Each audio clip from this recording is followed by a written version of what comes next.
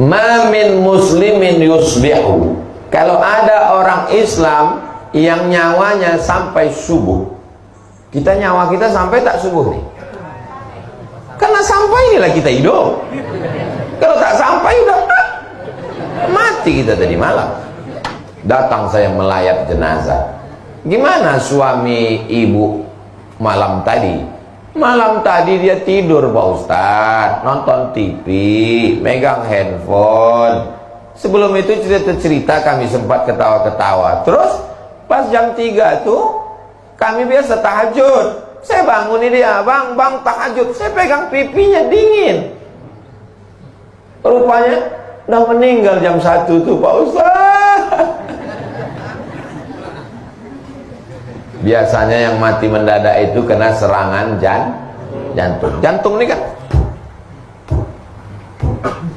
asal berhenti jantung itu berdegup, mati. Mana pernah kita dengar si anu meninggal kenapa? Kena kurap. Mana ada? Saya serius ini.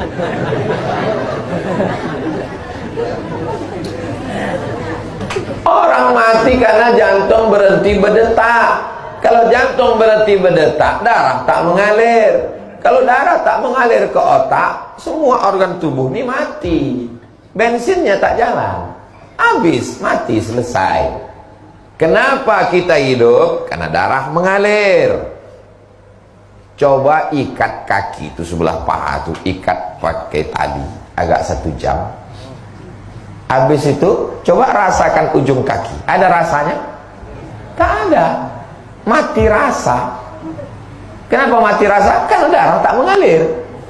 Kenapa darah tak mengalir? Karena diikat pakai tali. Begitulah kalau seluruh badan kita ini darah tak mengalir, mati. Kenapa darah mengalir? Karena jantung menyemburkan darah.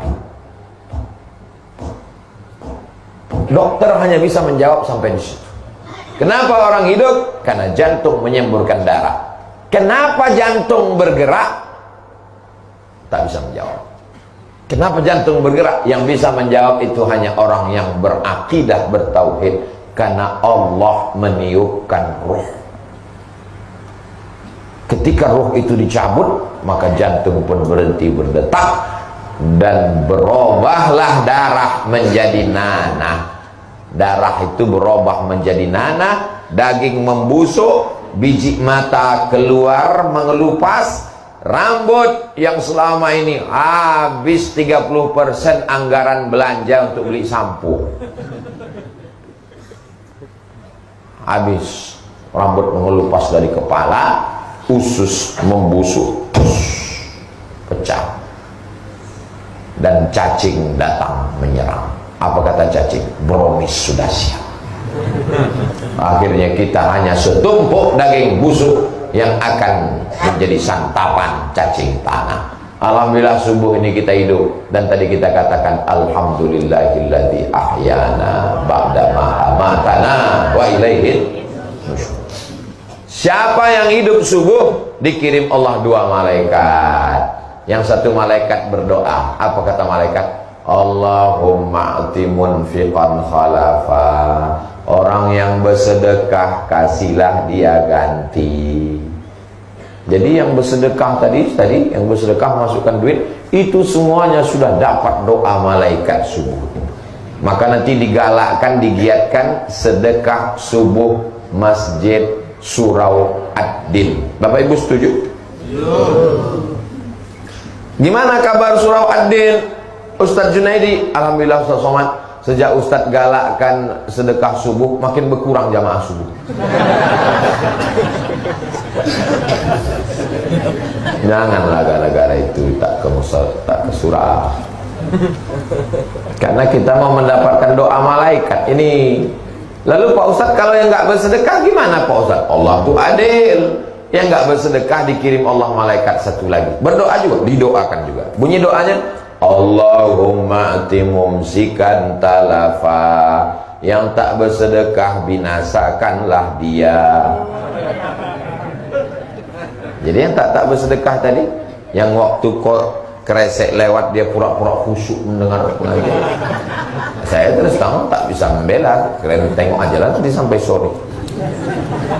Biasanya binasanya itu berawal dari pertama sendal hilang, habis itu helm hilang, terus lama-lama laki hilang. Doa malaikat itu pasti kabul. Ini hadisnya sahih nggak Pak Ustaz? Hadisnya ada dalam Sahih Al-Bukhari, ada dalam Sahih Muslim. Hadis tersahih dalam Ahlus Sunnah wal Jamaah. Allahumma a'ti munfiqan khalafa. Setiap subuh.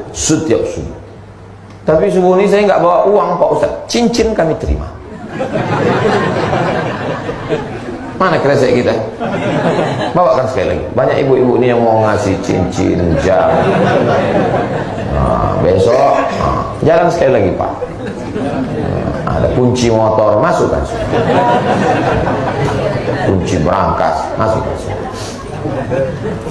Saya melihat orang Mesir bersedekah.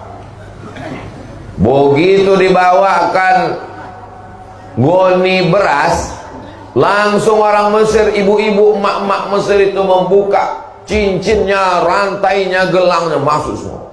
Tenang saya nengok.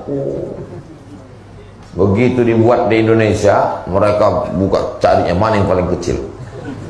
Oh, enggak jadi. Ada satu yang masukkan, begitu dibawa ke toko Cina, imitasi lah.